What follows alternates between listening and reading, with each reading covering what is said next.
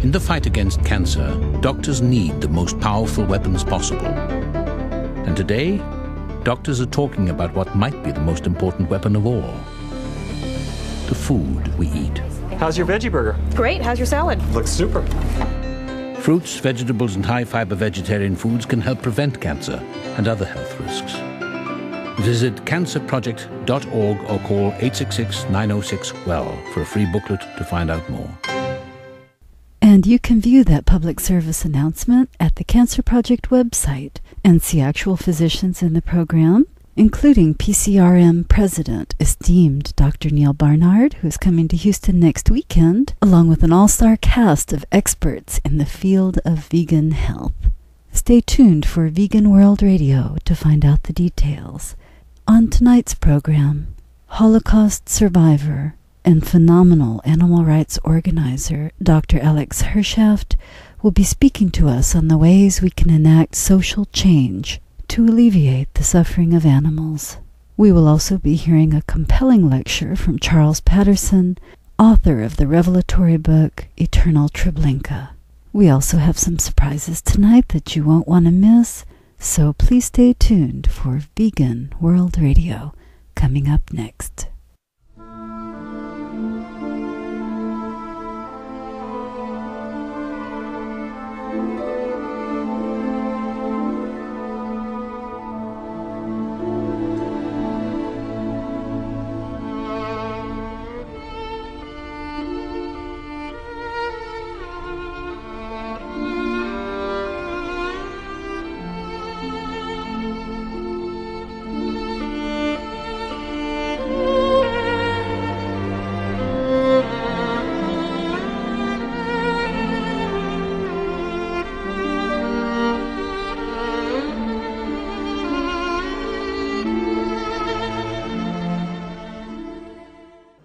Power is when we have every justification to kill, and we don't.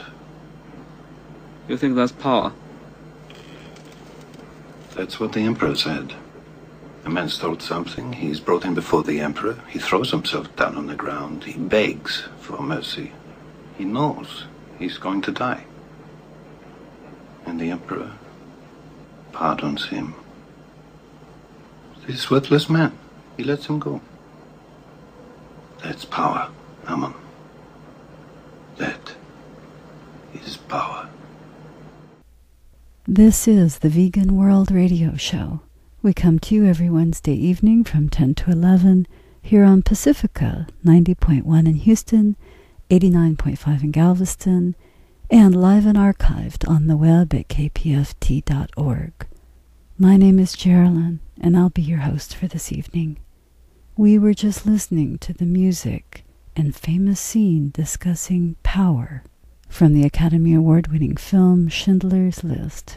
And this evening we will be looking at the Holocaust, the survivors who later directed their energies to saving helpless animals from atrocities and cruel death, and the commonality of oppression between all beings who can suffer.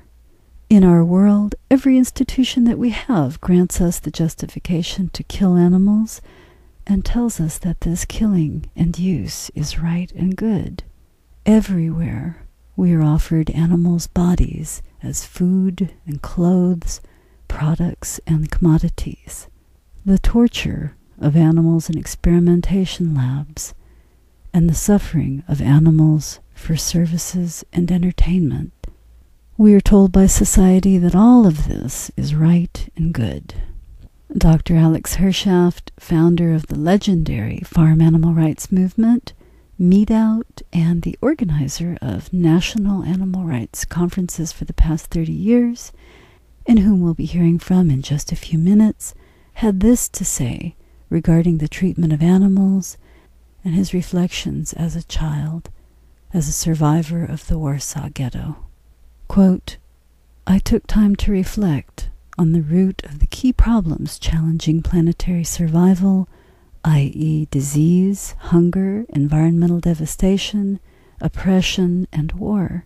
Amazingly, all evidence pointed to animal agriculture as the common root cause. My life's mission then became crystal clear, In particular, my experiences in the Nazi Holocaust allowed me to empathize with the condition of farm animals in today's factory farms, auction yards, and slaughterhouses. I know firsthand what it's like to be treated like a worthless object, to be hunted by the killers of my family and friends, to wonder each day if I will see the next sunrise, to be crammed in a cattle car on the way to slaughter.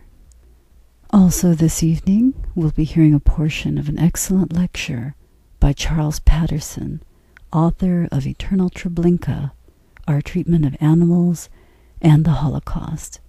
These audio portions this evening are played with the kind permission of FARM, the Farm Animal Reform Movement, and if you would like to access the recordings yourself from the last Animal Rights Conference, please find it on the web at AR for Animal Rights, arconference.org, and there is a link that takes you to the recordings.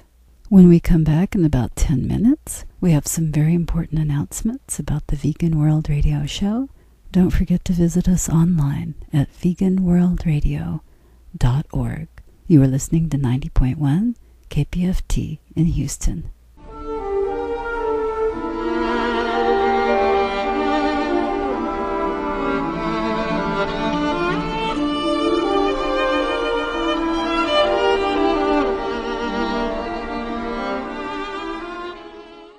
I'm going to go a little bit into the historical background of the subject, commonality of oppressions. I wrote this book called Eternal Treblinka about two oppressions: the animal oppression that we all know about and are here about, and the Holocaust, which was the Nazi oppression of Jews and others when they ruled Europe. I want to read the epigraph. The reason I actually dedicated to Isaac Bashevis Singer, a Yiddish writer. He was born in Poland. He came to the United States in 1935, wrote first in Yiddish and eventually in English. He won the Nobel Prize for Literature, and he lived a block away from me. In fact, on 86th Street in Manhattan, which I'll be returning to later today, the street is now called Isaac Bashevis Singer Boulevard. So I'm glad that I was able to dedicate the book to him. It was after he died, actually.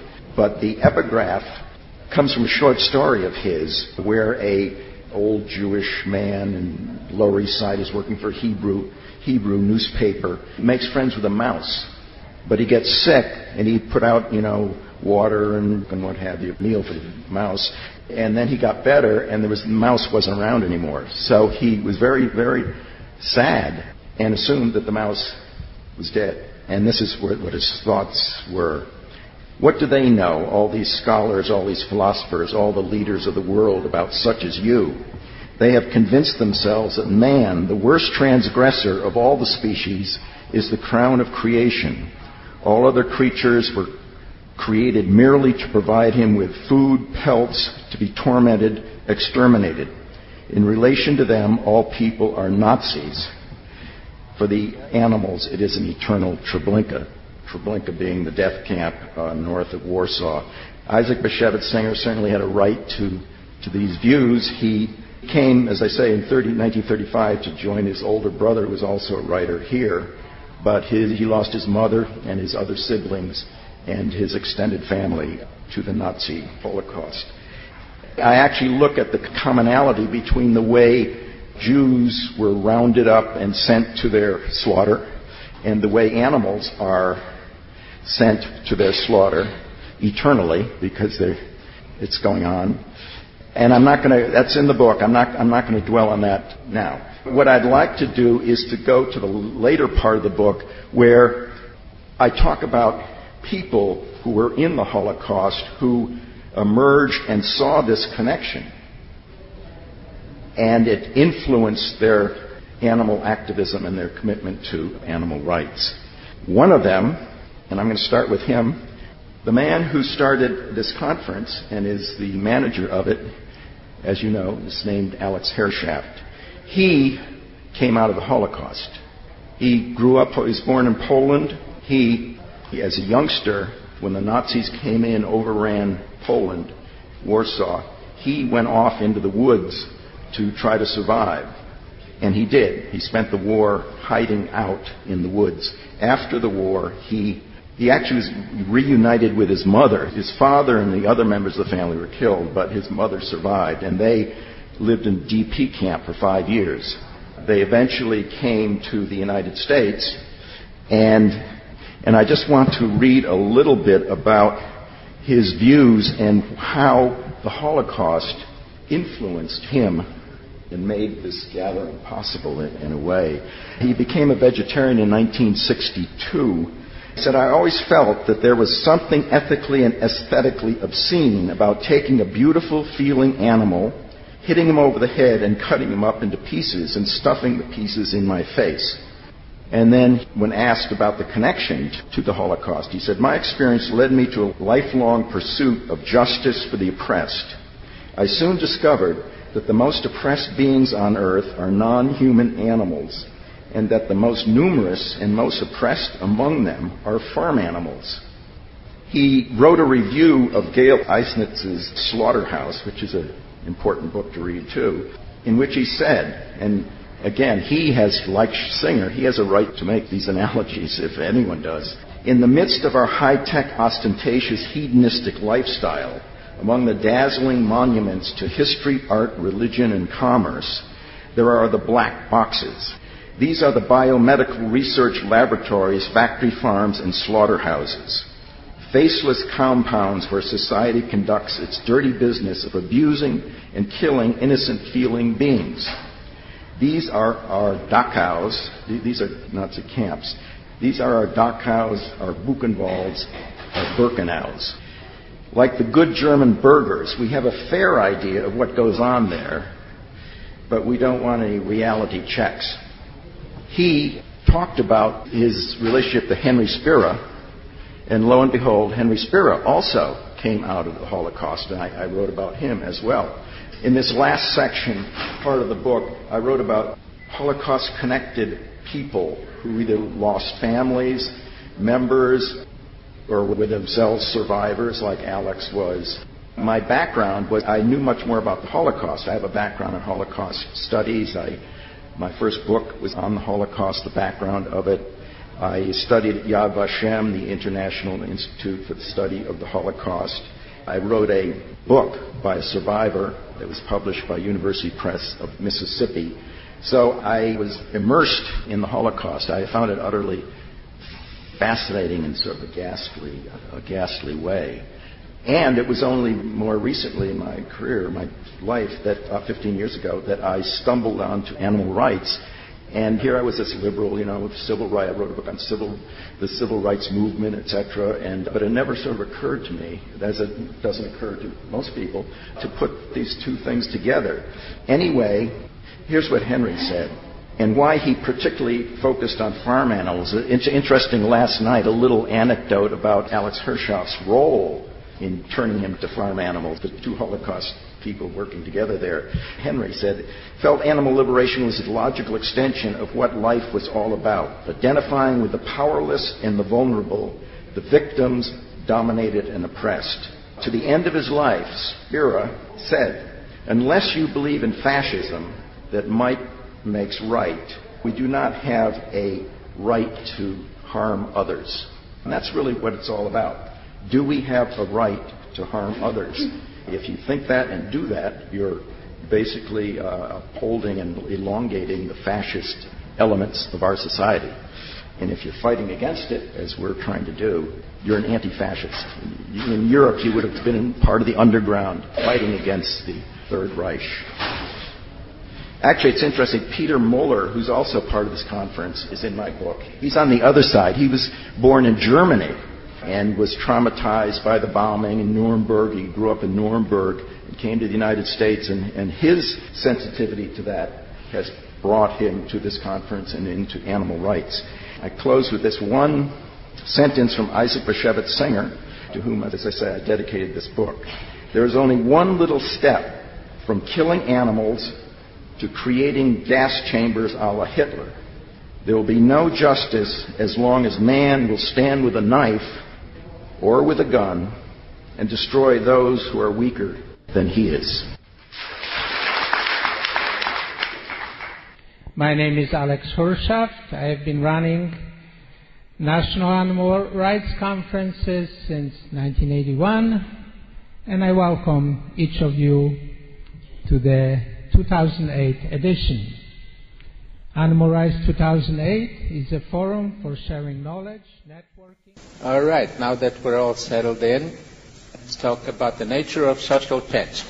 This session is very basic. It actually underlies the entire tactics track. So it's really the things you'll learn here will serve you throughout the next 3 days and hopefully the rest of your lives. The basis of social change is the concept of needs and resources. Now, when we speak of needs, it's very helpful to remember Abraham Maslow's hierarchy of needs, which you've all learned in Psychology 101. In 1943, Abraham Maslow wrote a famous paper called The Theory of Human Motivation, which postulated that all needs can be defined in terms of 5 or 4 levels, which are superimposed over one another. He further postulated that if at any point you have not met the needs at one of these levels, that you need to come back to that level and meet those needs before you can return to whatever level you are at. Are you with me so far? I find this extremely useful in talking about social change in general and promoting animal rights in particular. So, needs require resources, or at least the first 2 needs, the physiological needs and the need for security require resources. Clean air, clean water, food, crops, land, energy, this sort of thing. Now, when there were very few of us, resources were not a problem. You just went out and collected some fruits and vegetables, and everybody was fine. You lived in caves, so you had shelter, and nobody was bothering you. But with the population explosion, resources have become scarcer. And what we're facing today is a very uneven distribution of resources. First of all, between people. Obviously, the developed countries have a lot more resources than the developing countries. Now, where does that put the animals? Of course, the animals are on the bottom of the social order, and so they are always the last to get resources. And the main need for resources on the part of animals is habitat, land. And as human population grows, the availability of animal habitat drops precipitously. Now, we have actually gone beyond that. You see, we are denying basic resources to people who are unlike us, who are in other countries, or even people in this country. But with animals, we've gone to the next step. We are not only denying basic resources to animals so that we can live more comfortably, we are actually committing the ultimate sin of using animals as a resource. Think about this. This goes much further than denying them resources. We're actually using them as a resource for food, for our experiments, for our entertainment. This is the current status of needs as far as the animals are concerned. Okay, so now that we understand the basic situation, what do we do about it?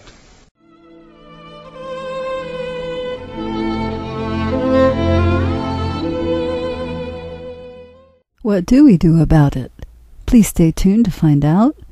We've been listening to Dr. Alex Hershaft's comments from the recent Animal Rights National Conference, and to access the audio files yourself, please visit arconference.org and click on Recordings. You are listening to the Vegan World Radio Show here on Pacifica 90.1 in Houston, and remember to find us online at veganworldradio.org. Before we continue with Dr. Hershaft's lecture on social change, Let's take a short break and hear a sequence that recently aired on the Dr. Oz television show. You will hear Dr. Mehmet Oz instructing a dangerously unhealthy gentleman to go vegan for 28 days to save his health. This gentleman is a self-professed cowboy, and many of you may know or may have met someone quite similar. You may even recognize yourself in this man. The video link is available at pcrm.org, and we will also be hearing another public service announcement on the benefits of a vegan diet from Physicians Committee for Responsible Medicine. The health benefits of a vegan diet are astonishing. As I mentioned at the beginning of the hour, here in Houston next weekend, we have the opportunity, thanks to the JAM Institute, to see and hear some of the foremost vegan medical experts in the country, including Dr. Caldwell Esselstyn, T. Colin Campbell, Ph.D., Dr. Neil Bernard, president of PCRM, to name just a few, and the celebrity entertainer and health reformer Mr. Dick Gregory. You can find out details about the conference by going to HoustonHealthWellness.com. The one-day conference is October 17th, and seating is limited. You can also find out information by calling 713-599-1144. The conference organizer, Houston cardiologist Dr. Baxter Montgomery, will be on the show again next week, interviewed once again by our own Dr. Anton Aroba, who will once again be guest hosting Vegan World Radio and taking your phone calls. So please don't miss next week's show. Now, to fan the flames of your health questions, please listen in to this clip from the Dr. Oz Show here on Vegan World Radio. You are listening to 90.1 in Houston, KPFT. Welcome back. I'm here with Rocco, a real cowboy who has agreed to take our challenge and go vegan for 28 days to get healthy. And this challenge didn't come a moment too soon. Now, I have the results of your CT scan. This is what a human heart looks like. I'm going to freeze it at a place where you can actually see these arteries. Okay. So turn right here. I'm going to run through the scan. Do you see that? Yes, sir. That's plaque. That's plaque inside your arteries. Now, what I'm going to say to you, I haven't had to say very many times. You are in the 97th percentile of plaque, which means almost no one has more plaque than you at your age. In fact, you have the heart by plaque of an 85-year-old. Now, I don't want to deliver that information too harshly, but I want to make it really clear that this is not a fool-around time for either of us. We need to get serious about this. So what are you feeling? Is it reversible? Yes. Okay. Just about everything is reversible in the body. Good. Yeah, I can't look back. I got to look forward. So if you tell me what to do, I guarantee I'll do it. I love that. How's that? I love that. Thank you.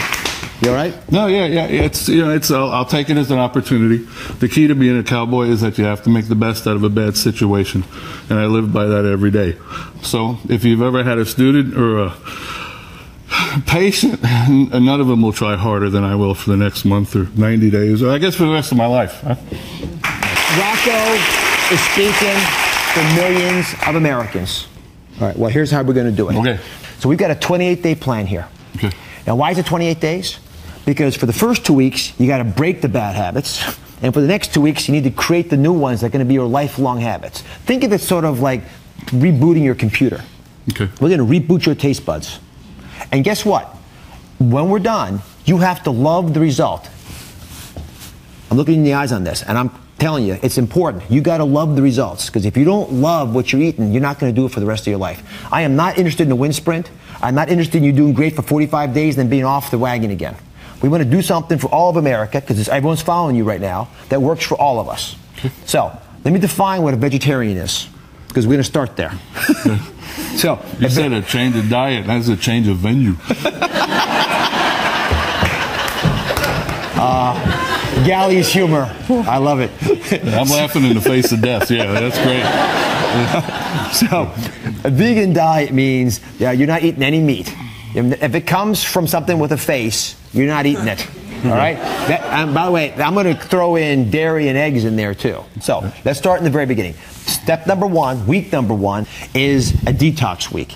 And what we're doing in Detox Week is to try to break some of these fundamental habits that you have, to sort of reboot the system.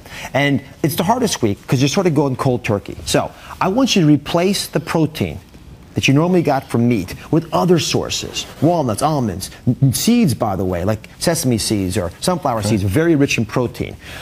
Meats have vitamin B12 in them. So the vegans often have to take a little bit of B12. So I gave you a supplement bottle for that, just one a day. Or you can take a multivitamin, right? So you need a pill to make up for some nutrients once in a while. Now this is an example. Take a bite of this. This is chili.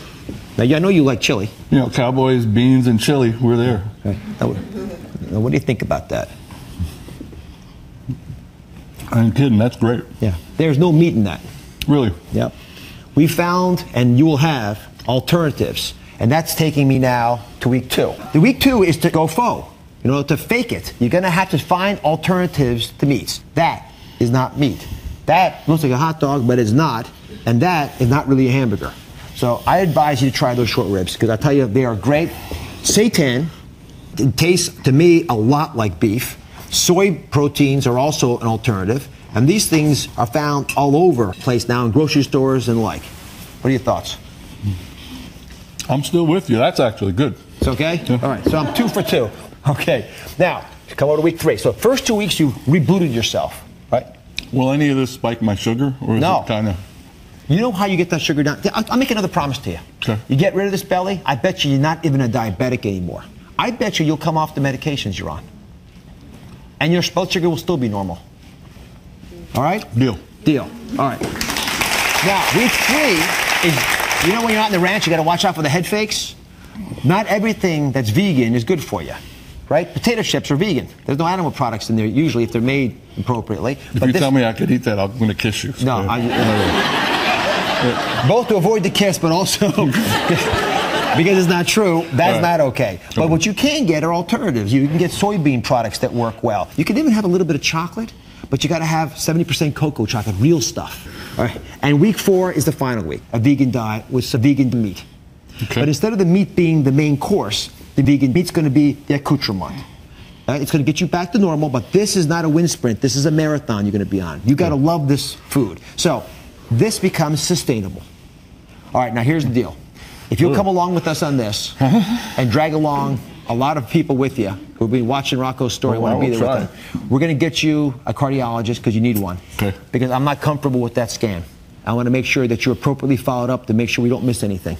Because while you're going through all this, if you need a little bit of help from the medical system, we're going to make sure it's there for you. Okay. All right. Proud of you. I'm checking in on Rocco in 28 days to see if he sticks to the vegan diet. You know what, Rocco? You can do it, and we're all going to do it with you. And everybody at home, follow along with us on DrOz.com. Be right back. It's a medical breakthrough. Doctors are prescribing something new to help prevent cancer and improve survival rates. But you don't get it filled at the pharmacy. The answer is as close as your local supermarket. That's right, research has shown that a diet rich in fruits, vegetables, beans, whole grains, and other high-fiber vegetarian foods protects against cancer and can even help survival rates. Side effects of a vegetarian diet include increased energy, lower cholesterol levels, and better overall health.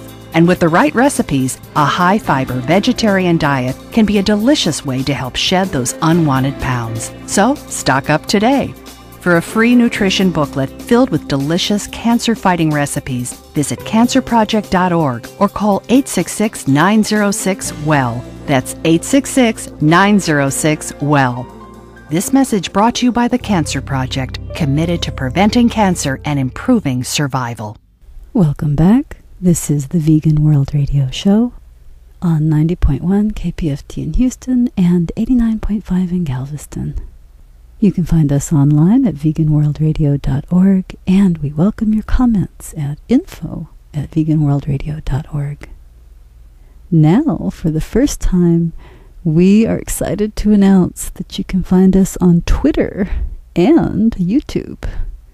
Facebook will be next. Thanks to Avon, our longtime behind-the-scenes magic man and tech wizard, we are beginning to carry the shows on YouTube. Just search for Vegan World Radio. Also, we can now welcome your tweets at twitter.com. Let us listen now to a little more of Dr. Hershaft's excellent lecture from the Animal Rights Conference. Remember, you can acquire the recordings for yourself at arconference.org. When we return, we will have a brief piece on Breast Cancer Awareness Month and why the completely plant-based diet is the very best and most natural way to prevent cancer. If we have time, we will also hear a very short sequence from the original Star Trek series, well loved by many veggie folks. Now returning to Dr. Alex Hershaft from the Animal Rights National Conference just after the music here on Vegan World Radio. You were listening to 90.1 KPFT in Houston. Listen to you, stuff like a World Radio, please KPFT. They talk about being nice to animals, yeah. Listen to you, stuff like a World Radio, please KPFT. They talk about being nice to animals, yeah.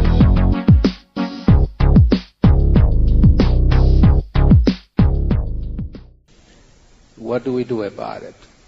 Well, there's a famous quote that I'm very fond of, and I have that over my desk to remind me.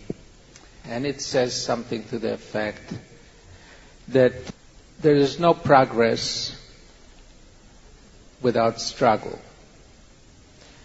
Those who profess freedom without agitation want crops without plowing the ground. They want rain without thunder and lightning. Power concedes nothing without a struggle. It never has and it never will. Anybody heard that before? Frederick Douglass, famous abolitionist and something of a poet as well. It's a quote that basically characterizes everything that we do in the animal rights movement.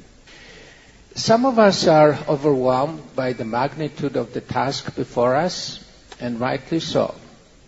If you think of other social struggles in the history of social change, the struggle for civil rights, for women's rights, for children's rights, gay rights, they involved some accommodation. Women's vote, well, what the heck, we'll take a chance, maybe it'll work out. Civil rights, it was hard, but they could conceive the concept of blacks voting, women voting. They could conceive the idea that children have certain rights to physical security and that sort of thing. It's very difficult for people to conceive the concept of animal rights. They view animals as so distinct from themselves that they find it very, very difficult to bridge that gap. And part of it is because they don't understand the concept. Part of it is because they compare animal rights with human rights. And of course that's nonsense, because animals don't have the same needs that humans have. Animals couldn't give a hoot about the Olympics or about color television or about driving Humvees or any of the things that we consider the privileges of our own nature. Animals basically just want to be left the hell alone and not bothered, not oppressed, and that sort of thing. So the concept of animal rights is very different from the concept of human rights, because the animal's needs are so different from our own needs. When you look at the other major social movements, animal rights and veganism, which is frequently associated with animal rights, are really at the forefront of all the other movements. If you think of social change, if I can use this metaphor, as a cloth, as a fabric that has two directions, which is, I think are called the waft and the warp. in one direction, you have all the life-affirming movements like right to life, right to medical care, right to good food, and all those kinds of things that are designed to improve life. And veganism, of course, is the ultimate. Can't be any more healthy or life-affirming than eating a vegan diet. When you look at the liberation movements, women's rights, civil rights, children's rights, handicapped rights, animals are the absolutely most oppressed living beings on earth. So here again, we're an edge issue in terms of liberation movements. Okay?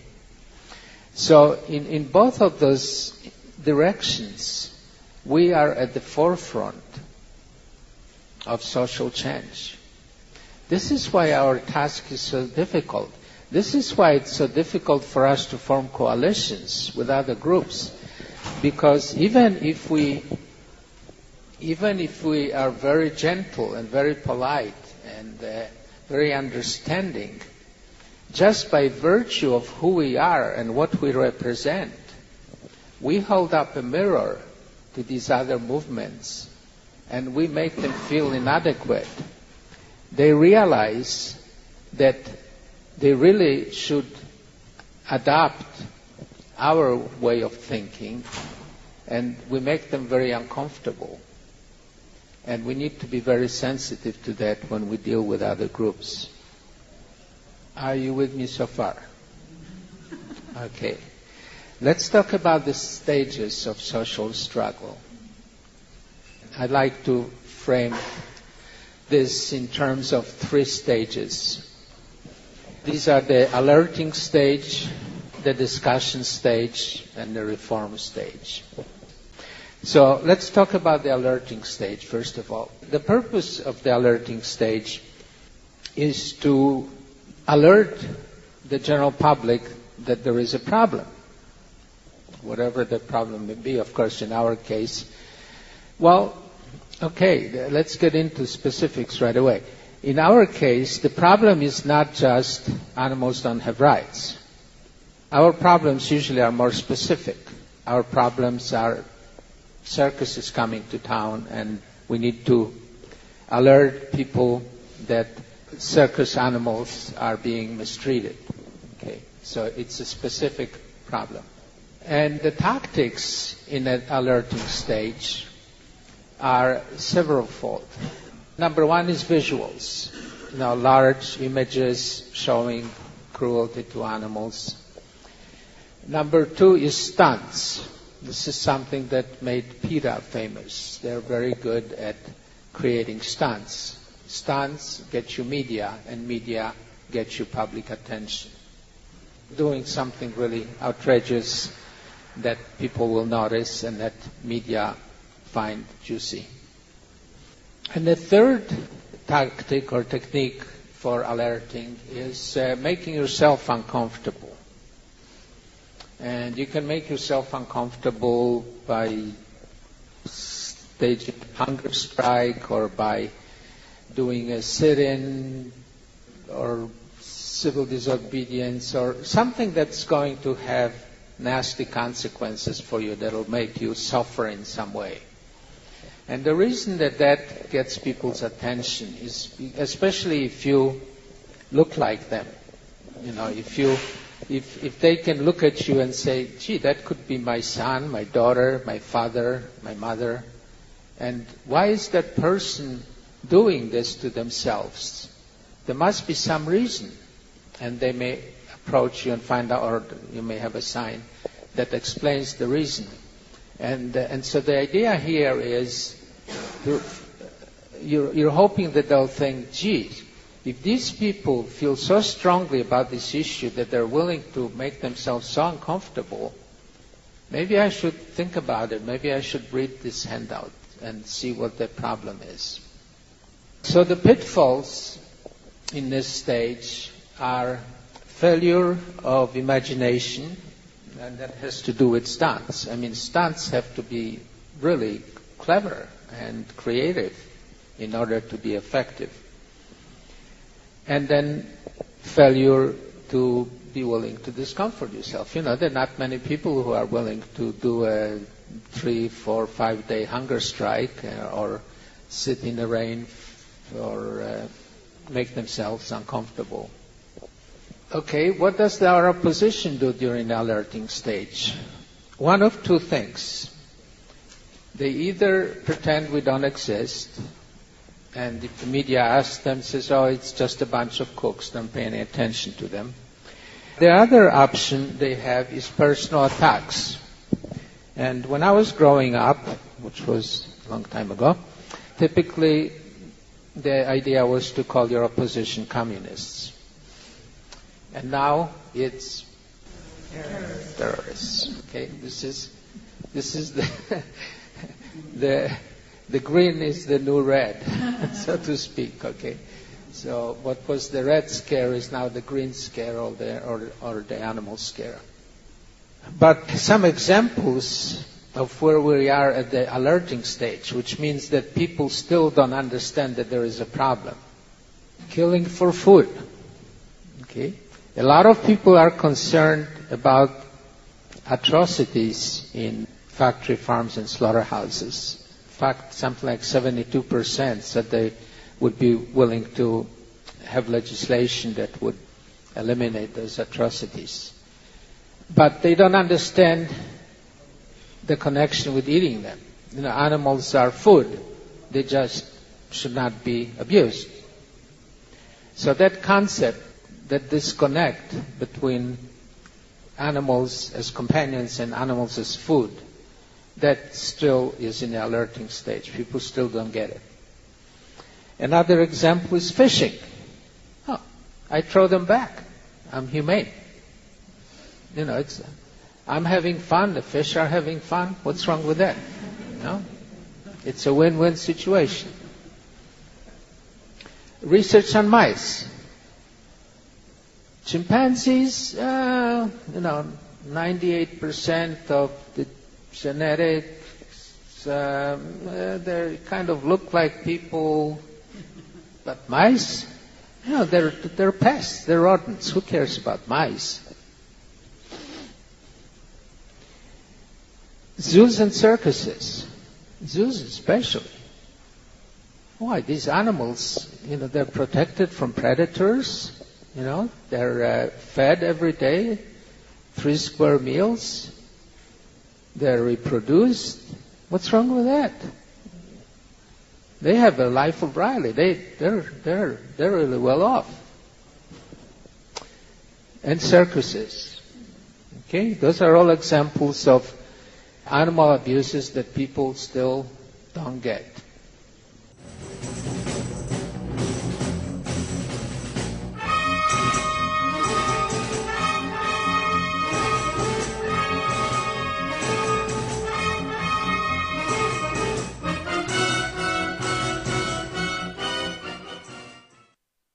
Might consider an alternative. Put an end to it. Don't you see? We've admitted it to ourselves. We're a killer species. It's instinctive. It's the same with you. All right. It's instinctive. The instinct can be fought. We're human beings with the blood of a million savage years on our hands. But we can stop it. We can admit that we're killers, but we're not going to kill today. That's all it takes. Knowing that we're not going to kill today. That says it all. We are not going to kill today, in the famous words of Captain Kirk from the classic Star Trek series. Of course, William Shatner was an outspoken vegetarian in his younger days, and perhaps still today, I'm not sure. But he was also famous for narrating a vegetarian documentary in the 80s. And Star Trek is especially the classic series and science fiction, is a great interest to vegans and vegetarians, because of course we cannot imagine going out into space, visiting other life forms and killing other animals and life forms while we're at it. Leonard Nimoy, of course, who played Mr. Spock, was outspoken vegetarian at one point as well, and his character and the Vulcan race were known to be vegetarians. So I just thought I would throw that tidbit in. You're listening to the Vegan World Radio Show here on 90.1 KPFT in Houston. And I promised we would have a piece about Breast Cancer Awareness Month, which is also, as we know from last week, October is also Vegetarian Awareness Month. So let's get ready to listen to the next PSA. This will be featuring Michael Landon's daughter, who I don't know if many of you know the circumstances for her father's death. This is another PCRM public service announcement, and she speaks about her father's cancer. Of course, those who've listened to our show in the past, if you heard us last year in November, we had nutritionist George Eisman speak about the connections between dairy consumption in particular and the hormonal-based cancers, breast cancer and ovarian cancer in women, prostate and testicular cancer in men. So we're playing this clip. As a reminder, it's your choice, of course, where you give your charity dollars. We see the pink ribbons everywhere, but keep in mind that the vegan diet, the healthy vegan diet, is one of the best preventions for numerous diseases, including, as we've pointed out from the research and the China study, the hormonal-based cancers. And right on the back of that PSA, another one that's really good if you can see it, the visuals for it at the PCRM.org website. It's called Poker Night, and it's the classic poker game with all the guys, and yet they are aware of good health and eating cholesterol-free fruits and vegetables and hummus, and they are horrified when the new guy shows up with a greasy bucket of chicken body parts, and they let him know that. So without further ado, we'll go to these clips from PCRM and the Cancer Project here on the Vegan World Radio Show on 90.1 KPFT Houston. I remember my father as a particularly strong man. His health seemed perfect, at least to the eyes of a 7-year-old. But then he was diagnosed with pancreatic cancer. 3 months later, my dad, Michael, died. I'm Jennifer Landon. Today we know a lot about preventing cancer. If you smoke, quit. Eat more vegetables and fruits. Have more vegetarian and vegan meals. These steps are powerful for you and your whole family. For more information, call 1-866-906-WELL or visit cancerproject.org. Pair of fives. Deuces and tens. Full house. Hey, Joe, can I borrow your truck? I'm moving into a higher tax bracket. Come in. It's a new guy. Hey, what's up? Hey, guys. Brought chicken. No way. Fried chicken? You gotta be kidding me. Oops. Medical research shows that a vegetarian diet rich in fruits and vegetables can actually help prevent prostate cancer. Sorry, guys. It's a rookie mistake. To learn more, call 866-906-WELL. And I hope you enjoyed that. Again, these PSAs, the visuals are really great with these that you can see at cancerproject.org and as well as PCRM.org. And keep in mind that we are going to have the call-in show next week with 2 medical doctors, a cardiologist and an emergency room physician. Our own Dr. Anton Aroba will be guest hosting next week on Vegan World Radio here on KPFT, and his guest will be Dr. Baxter Montgomery, who is organizing this spectacular conference, one-day conference, Saturday, October 17th, so do not miss that. And we're getting ready to go to the announcement portion of our show, but before we do, I wanted to play a song in dedication of and to wake up all of the vegetarians who are still eating cheese and making excuses for it, rationalizing it. You know better. You're kidding yourself. And if you're a newcomer, of course, do meet out Monday. Take it a step at a time. But I get a little frustrated when I speak to vegetarians who've heard about the horrifying aspects of dairy and the health problems with dairy 20 years ago, 5, 10, 20 years ago, and they continue to rationalize it, not think about it, lie to themselves. So this song is dedicated for you to go all of the way. If you're calling yourself a vegetarian and continuing to consume dairy and ignore the environmental, the cruel connections to it, and the health devastating reasons, this song is for you. This is Joni James singing You're Foolin' Somebody.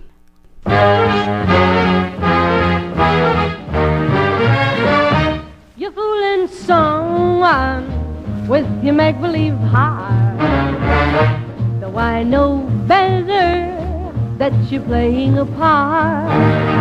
Your foolish stories are exactly like you. You're fooling someone, and that someone is you. You're fooling someone around all over town with your make-believe heart, and you know it isn't smart. Though I know better, and my doubt till I found out that you're playing a part. Do you think you break my heart? Your foolish stories, all the lies you told to me, are exactly like you. They were wrong as they could be. Wouldn't tell when me you made a fool of me. You were being untrue. Gee, but it's good to be free. Then you'll be sorry when your heart breaks in two. You're fooling someone, and that someone is you.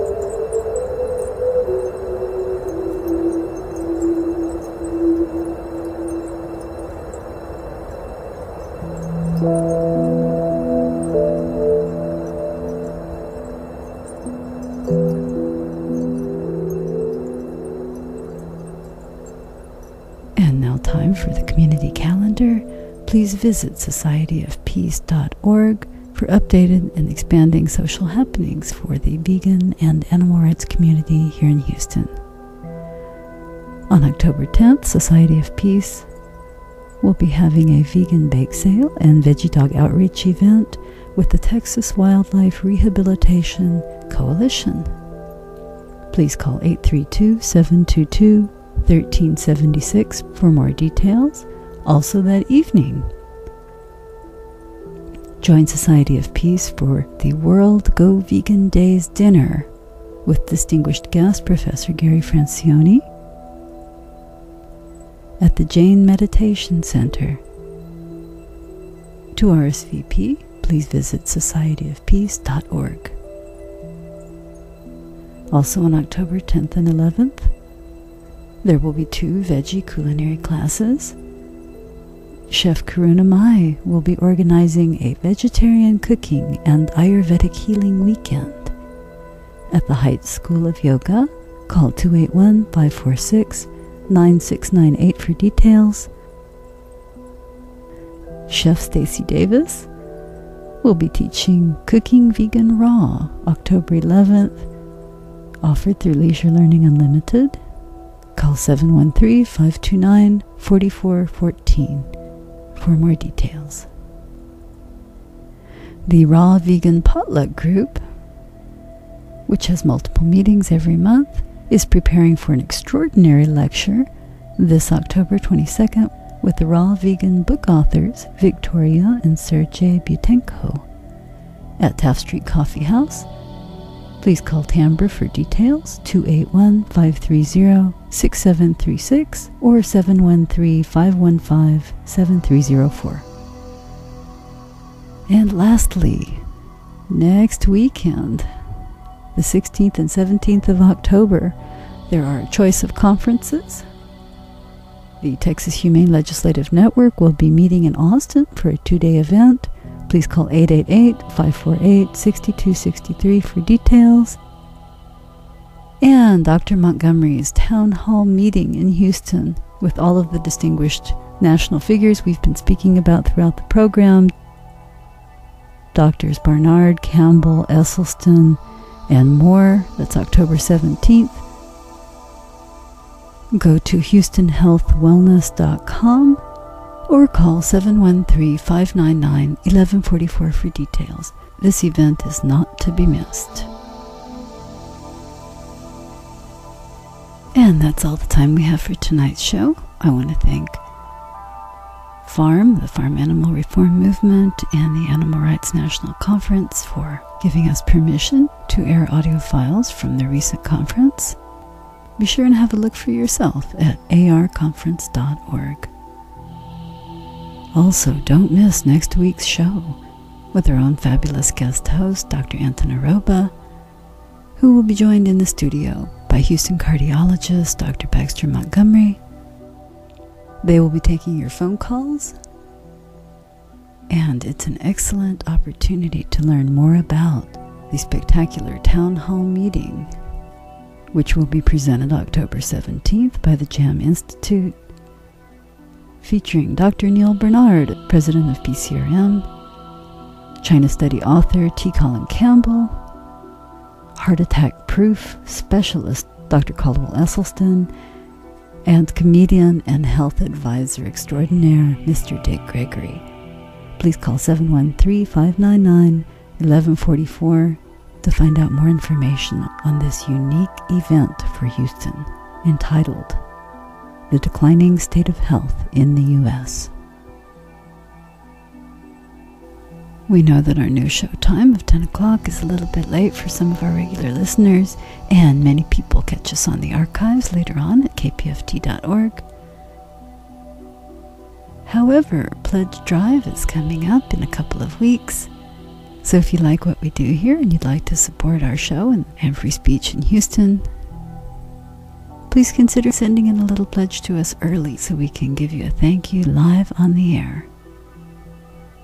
Send in a donation in any amount and let us know if we may thank you on the air to the Vegan World Radio Show at KPFT, 419 Lovett Boulevard, Lovett, Houston, Texas, 77006.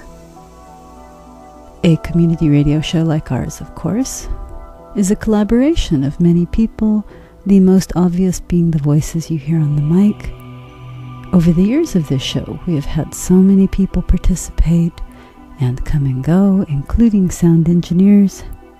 Right now, we are blessed to have a very dedicated vegan, Christopher, our new regular sound man, in the booth for us. I am so grateful to everyone who has and continues to help, but I especially want to salute our unsung hero, Tech Wizard, and esteemed authority of veganism, Avon, who has helped on every level, every single week since the new show began. Stay tuned for Damage Control coming up next. And remember, there are a world of reasons to go vegan, and a vegan world will bring us peace. You're listening to 90.1 KPFT in Houston.